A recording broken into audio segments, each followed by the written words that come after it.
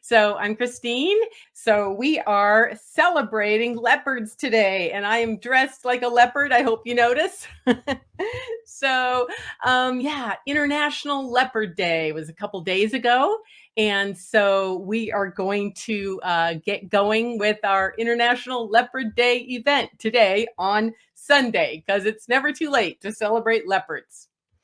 So, hi, if you don't know me already, I'm Christine Elder, and I'm a naturalist, environmental educator, and visual artist here in Central Oregon, and also lead tours around the world. And I may be leading a tour to South Africa where leopards live.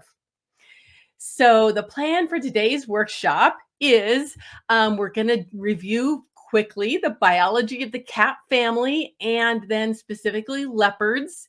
And we're going to review their anatomy because the more you know about their shape and size and their, especially, well, the skeleton and musculature, the more you can draw them accurately. So we're going to then be doing some leopard sketching practice with a couple of videos. And then at the very end, I'll tell you about how to join one of my courses. I did put a link somewhere, I think in the chat box on StreamYard, where I'm streaming from. And later on, I'll add that in Facebook and Instagram and YouTube. So the cat family characteristics. So you may have joined me for a previous workshop where I talked about these more. But anyway, the cat family, they are known as the felids or felidae. All family names end in IDAE. And it's a large family all around the world on all the continents and all the habitats, all different sizes and shapes and lifestyles and characteristics. We've got quite a few of them here in North America, from the lynx that lives up in Canada all the way to the mountain lion, which ranges from Canada all the way to Patagonia and everything in between. So leopard characteristics. So we're talking about that specific species now.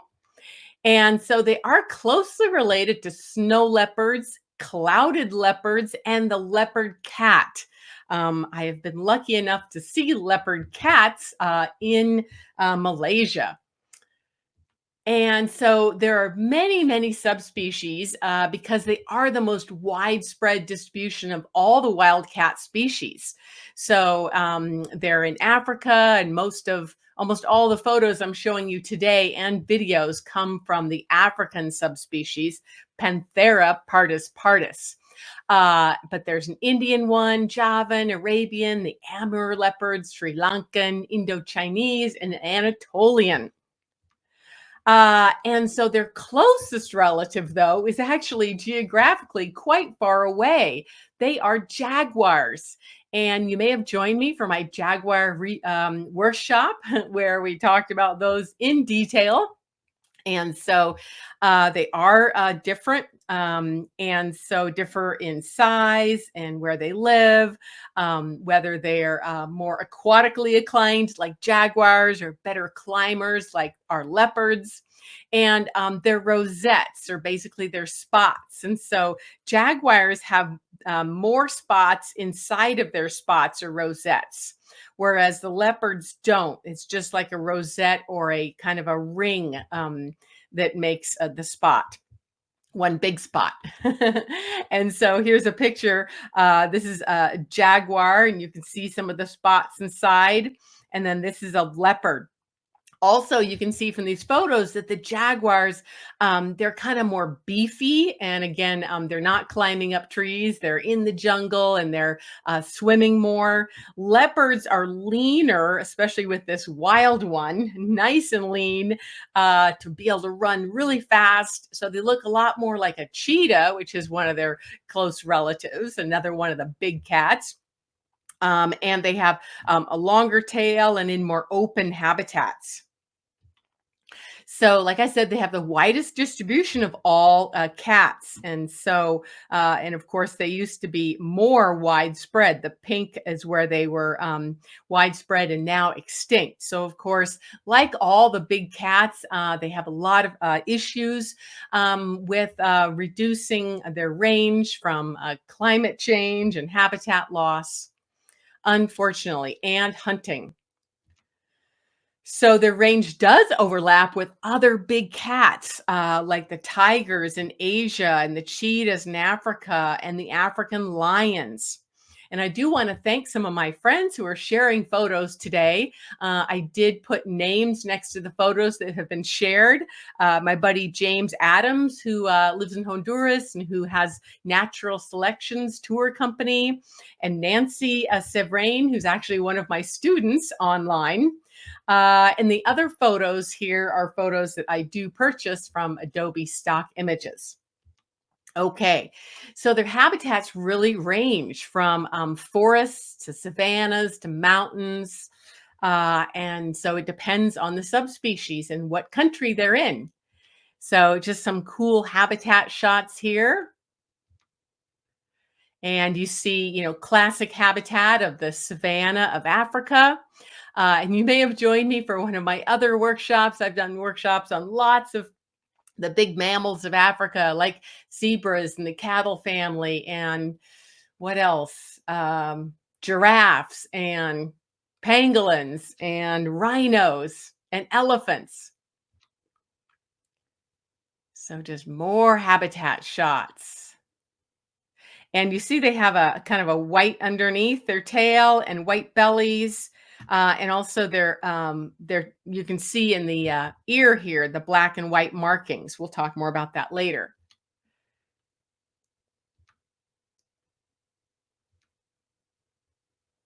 And so, as we're going through these photos, look at them very closely, not just like you're watching a movie really passively, but as if you're actually out there on a safari, because we're going to go on a virtual safari in a minute. And so, really noticing the characteristics of these guys to get ready to sketch them in the field. So anyway, continuing on with their biology. So they're mainly nocturnal, mostly active and hunting at night, and they can leap 20 feet. Now, this isn't a real photo. This is kind of like an illustration, but it's amazing illustration that shows they're leaping. So you'd probably be pretty scared if you had one of those coming towards you. And here are a couple more photos from my student Nancy, of them up in the tree. Again, these guys are a lot more arboreal and can easily climb trees with those claws that can come out of their sheaths. Like other cats, they have retractable claws, but they come out of their sheaths when they're climbing, and of course when they're eating. And so they spend a lot of times in their trees, and that's why they're more sort of graceful and svelte and trimmer than our neotropical jaguars, who are more in dense tropical forests, wandering around on the forest floor. And so here's a hunting stance.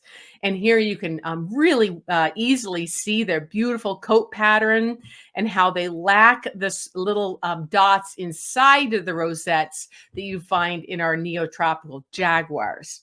These are all leopards. But a lot of these guys are also called panthers in general, because that is their genus name, Panthera. So you might hear that name too. So they have a wide range of diets depending on, again, where they live and in what country and what habitat. But they really like all the animals in the Bovidae or cattle family. And again, you may have joined me for one of my workshops on the cattle family, like when we drew the wildebeest. So, they're going to like the impalas and all of those guys of different sizes. And of course, that coat can create incredible camouflage for them, and in certain dappled light, like in here. And you can, really see them well or see how well they're camouflaged. And another photo by Nancy, who's one of my students in my program called the Nature Nook, which is my monthly online program. Anyway, so she said that there's markings smell like popcorn. So when they spray to show their territoriality, and this is a male lifting their tail up really high, and you can see their testicles right there, and they're scratching the ground like a cat would. Now, unlike most cats, they're great swimmers, the leopards, just like their close relatives, the jaguar. But like we said before, they're incredibly athletic, svelte tree climbers. And again, another photo where they can haul their food up in the trees. Now, they're going to do that to escape their main competitors, like hyenas and African lions and wild dogs.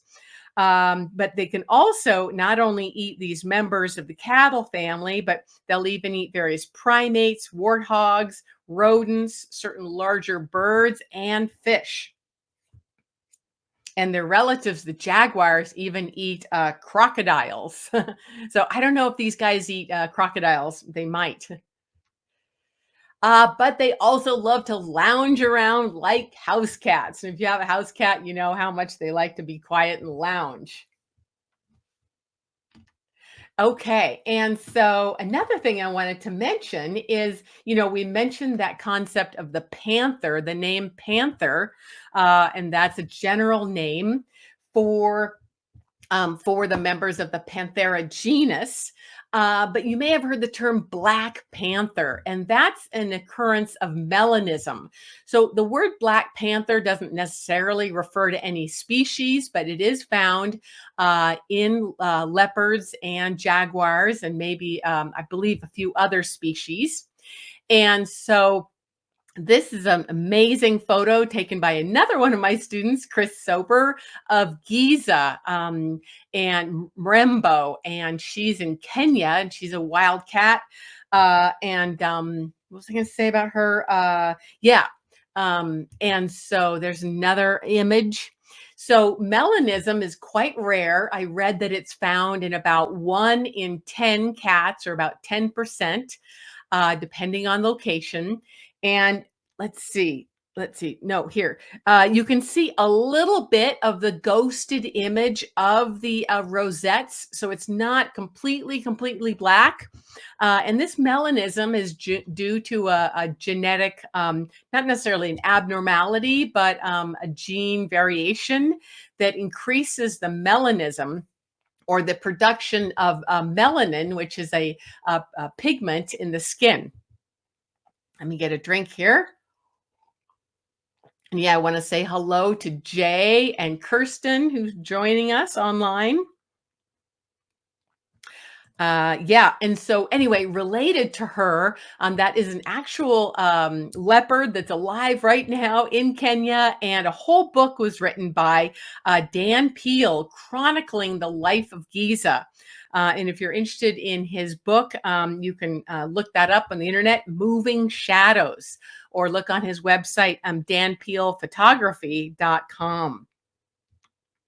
So anyway, let's move on to the anatomy specifically. We have seen a lot of photos already of our big cats, but let's specifically talk about anatomy, because, of course, we do want to study their anatomy so that we can sketch them better. So it really adds to your enjoyment and understanding of a species if you're going to draw it. And you don't have to go on an African safari. You might have one of the species of big cats at your local zoo. And so you might want to sketch them there, practice sketching.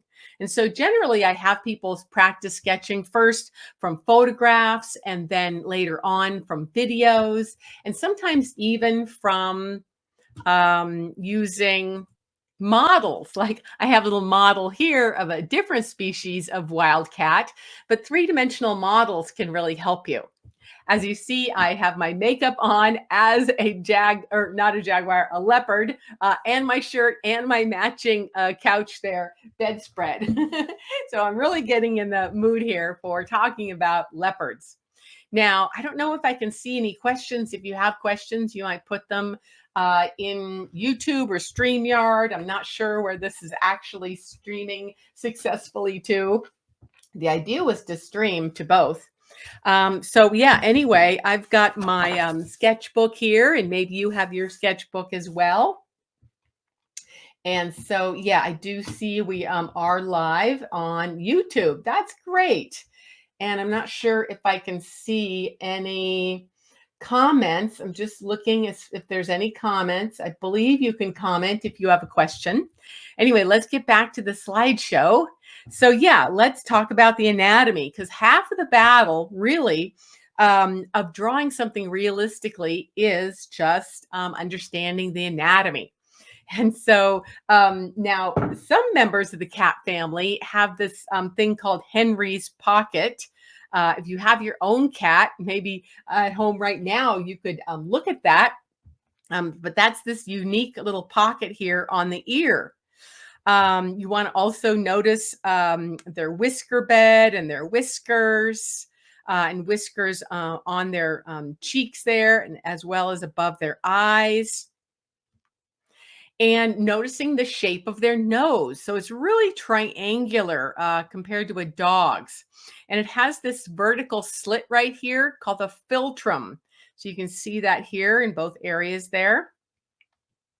And you can see those whisker beds and those black markings that are in kind of parallel lines. And if they are opening their mouth or yawning or growling or roaring, you can see that their tongue is covered with horn-like papillae, which rasp meat from the prey, and they aid them in grooming, of course, just like your own house cat. And so here's a beautiful wild leopard drinking. And this is a picture actually I took of a jaguar while I was in Belize a while back. But you can see how similar they look to their closest relatives. And yeah, I didn't mention that, but going back to why leopards and jaguars are closely related, or the most close related, is because millions of years ago, Africa and South America used to be, cuddled right up against each other. And yeah, there we go. Which one am I trying to get here? Oh, I can't get it now again. Sorry, I'm trying to get back to where I was before. There we go. So, yeah, South America and Africa used to be right next to each other. And so, really old families of animals and plants that have been around millions of years ago were able to spread across those regions. And then, when those continents separated from that rift that's down the middle of the Atlantic, then they eventually became different species. So anyway, so where were we? Okay. Oh, thank you, Isla, Isla Zilak. Thank you so much for commenting. I look beautiful today. I'm trying to look very cat-like. Rawr. So yeah, anyway, we see, of course, their big fangs, which used to be larger in their relatives, the saber-toothed cat, millions of years ago. And then here's a nice photo of the ears. And so ears of big cats have black and white bars on the back almost universally. And I'm not sure why, but again, it might be for communication or for camouflage. And noticing the look on this face. So cats have very expressive faces. You see how different these expressions are. So they're really fun to draw compared to birds, which really you can't see much expressions on them. Okay, let's keep going. And yeah, if you are in my mammal course or you want to join it, again, I can tell you more about that later, but we did draw the close-up of the jaguar and we looked more at its face. But again, when you're drawing, you just want to think about shapes and alignments of different structures. So in this case, kind of the ears are at an angle, the snout and the mouth are in the same line. The eyes are above the base of the snout. So just thinking of things almost geographically, geometrically, or scientifically. Okay. And then even closer, looking at the eyes, noticing that the eyes are higher at the outer edges, compared to ours. And again, I've got my eyes kind of made up to look like a jaguar or leopard, but see, ours are not. They're kind of more even, whereas the leopard is very different. Okay. And then again, when you're drawing, you want to think about those expressions. So, we've got a very soft, mellow, relaxed expression in this animal. And then in here, another quote unquote Black Panther. We've got him looking kind of pissed off. And then this one is even more aggressive. And you can clearly see all those wrinkles on the top of the snout, which is helping you to see that they're mad, as well as the ears pinned back, just like a horse does, and then the wide open mouth. So, noticing those kind of things when you're drawing. Okay. And then next, okay, and so retractable claws. And then some animals don't have retractable claws, like the cheetah, their claws are kind of always in because they have to run faster. But the is, especially the other ones like the leopard have claws where they can help them climb the trees. Okay, and then when you're drawing, you want to refer to skeletons to understand and depict the joints and the curves. And I'll show you a quick video about that, helping you understand that. But generally, with all of my workshops, and especially in my Sketching Mammals of the World course, I talk a lot about that and show you lots of videos and have downloadable files of all the skeletons. But I really suggest when you're learning about the anatomy, whether you're, a biologist or a student, or you want to be a better realistic drawing wildlife artist, you really need to know skeletons. And so you can see those often at natural history museums or zoos or aquariums, or colleges and universities that have collections of mounted specimens, and they really help you to see where the joints are so you don't round things too much. So you really show that rounding, those angles. Okay, and there's just another one.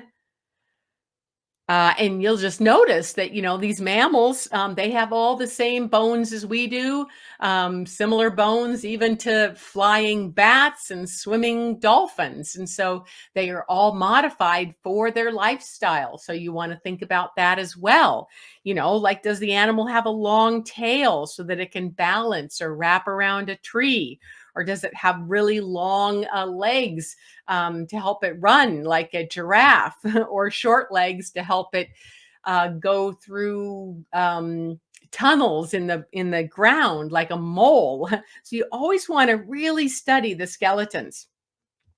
Okay, and then here, speaking of skeletons, here's the skull of a saber-toothed cat. So again, that cat family, the Felidae, they're very old, millions of years old. And here in North America, we had these guys. And nowadays, the skull looks a lot more like this. But in this skull, you see those big old canines for grasping their prey, and they have really big areas right here for attachment of these muscles at the base of the jaw, and then the back of the skull, all these muscles that attach to help them have a really strong bite force. Now, not as strong, of course, as a hyena who they live near, but pretty strong still. Okay, so who's ready to start practicing sketching leopards on safari? Now, I may have mentioned earlier that I am going to be leading a tour this November in real life. 2-week tour in South Africa, wildlife sketching, and you'll just have to follow me to learn more about that. On my YouTube channel, there is a video of that if you search from last year's, but we're planning another one, and we're just looking for 6 guests to join us. But anyway, today we're going to pretend we're in the field. So I want you to put on your camouflage field clothes and pretend you're getting in the big safari vehicle. And we're passing some elephants, and we're passing some giraffes, and we're going to get our sketchbooks out and we're going to sketch. Okay, so I've got a video for you. Now, first, before we start, I want to give you just a few hints. This is a handout I have for general hints for accurate nature sketching. This one, of course, just shows a simple sea lion.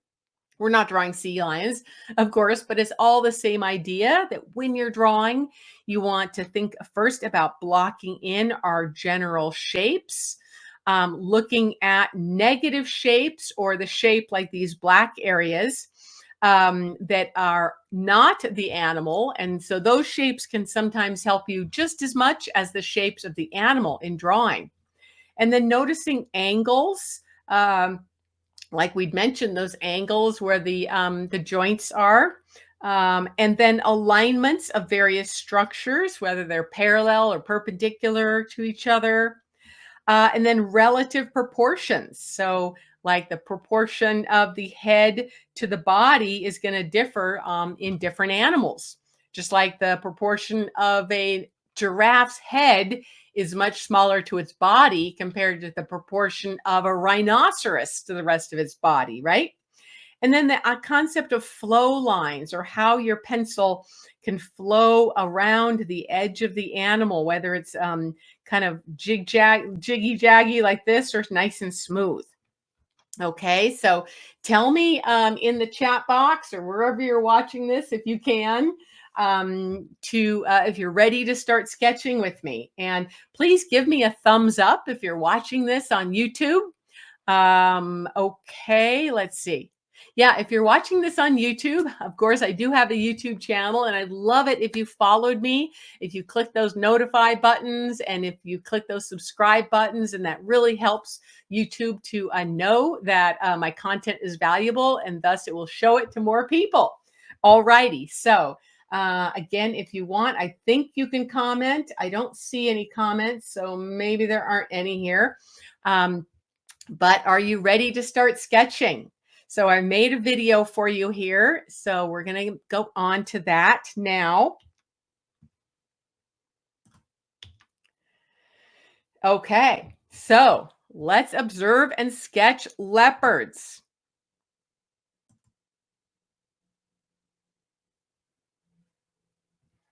So first I'm going to just have you watch, and we're going to be watching just the regular speed of the animal.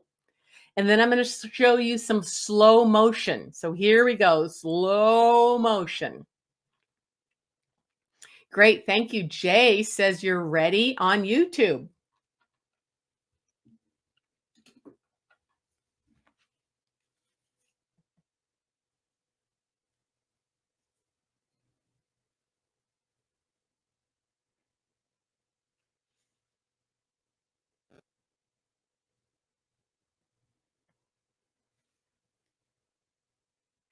So yeah, just keep observing and draw what you can. Just light and loose. Remember, we're out in the field.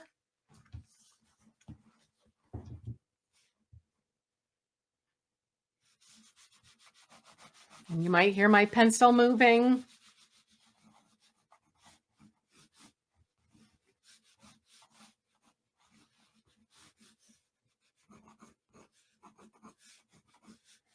You can't get a whole lot of detail, but you know, the animals aren't just going to wait around for you.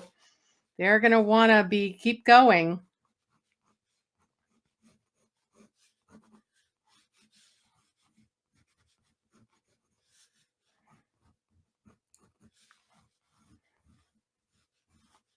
But I've made it just a little bit easier for you. Going a little slower.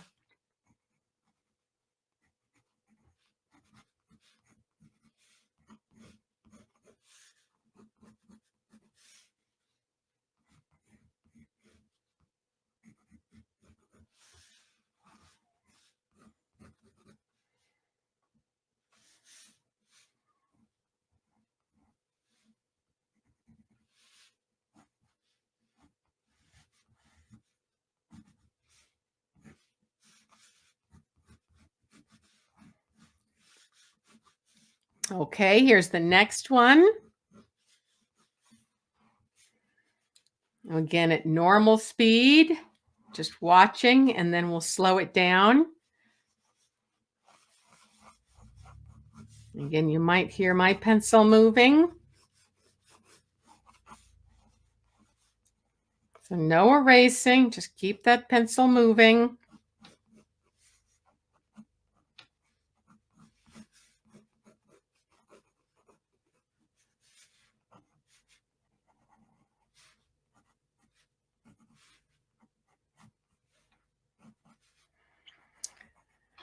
And you're right. Rats, it moved, but the body is still in the same position. So when something moves, you can just keep working on the part that didn't move. And you might want to do another quick version of just the head now, turning a different way.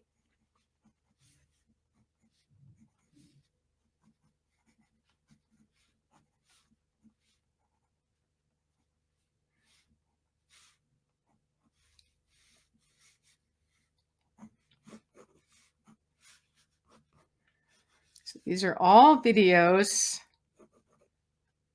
of cats, mainly in Kruger National Park. Oh, well, this is a jaguar, sorry.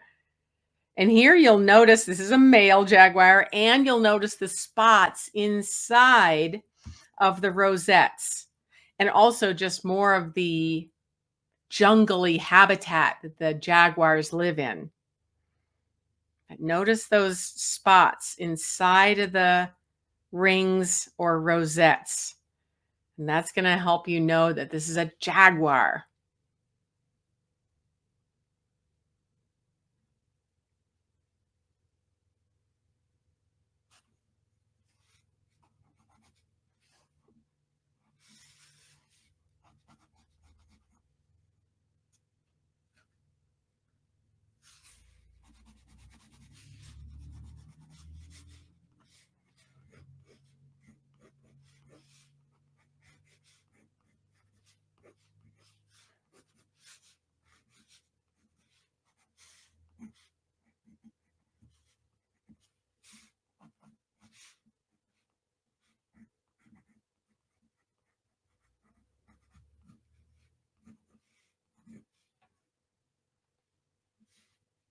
Amazing beast.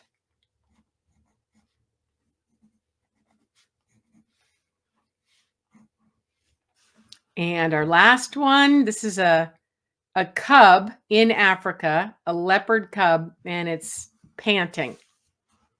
So this is, a little bit more challenging, but this is how it is in the field, right? So they're not going to be in the perfect habitat for you all the time. They're not going to be right up in front. They might be covered.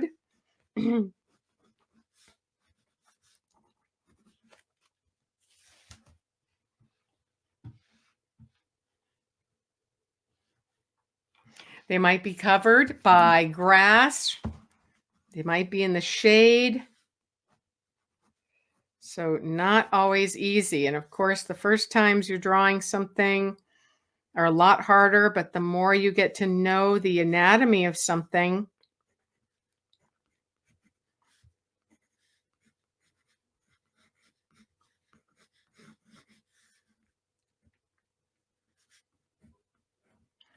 the better.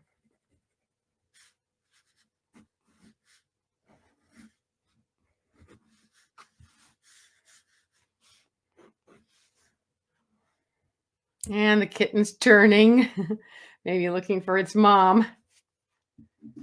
Okay, and that's it. Okay.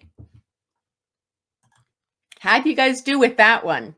So my sketches were pretty rudimentary and yours probably were too, but that's okay. I always want you to emphasize the learning. So you're sketching to learn while learning to sketch. That's one of my basic phrases I use. And so don't worry about what's on the paper. I want you to just appreciate what you've got in your mind by the activity of holding your pencil, observing closely, and drawing. And so you learned a lot more about the anatomy than maybe your illustration suggests, right? So don't just automatically, throw your drawings away. Okay, so anyway, so I've got another one here in this quick version. This is a time lapse. I do have the full narrated, like 20-minute version of this inside my course, which I'll tell you about at the end. But I just want to show you kind of how it really helps to look at a skeleton. So this is a handout I have inside my course, and there's a ghosted picture of a skeleton here. Okay, and then I'm demonstrating, practicing drawing over it while observing the real animal in almost the exact pose. So this is a great activity to do. So I'm just again showing you really quickly how I'm using that skeleton as kind of a basis. You know, just like when you watch someone build a house, they're going to put the cement foundation down first, then they're going to put the walls and the roof up before they start adding any specific, rooms or, carpeting or furniture. And that's how drawing is, and observing things is it really helps you to think about what is inside of the animal. And so this is a really good process to do. I always suggest to my students that you go to natural history museums and observe the mounted skeletons, and maybe there's a mounted taxidermied specimen as well, and you can practice drawing. And so you see how I started very lightly and loosely with just a tan colored pencil. And I'm using these sketching pencils that don't have an eraser, so I'm not going to spend time or cheat with an eraser, because you can't really erase much in the field. No animal's going to wait for you to become a perfectionist. So I really hope you learned a little bit about leopards and the cat family in general, a bit about their anatomy and their lifestyle and their habitats and their ranges. So thank you so much for joining me today. And again, I would really love it if you consider checking out my course, Sketching Mammals of the World. Okay, I'll see you again soon. Bye-bye.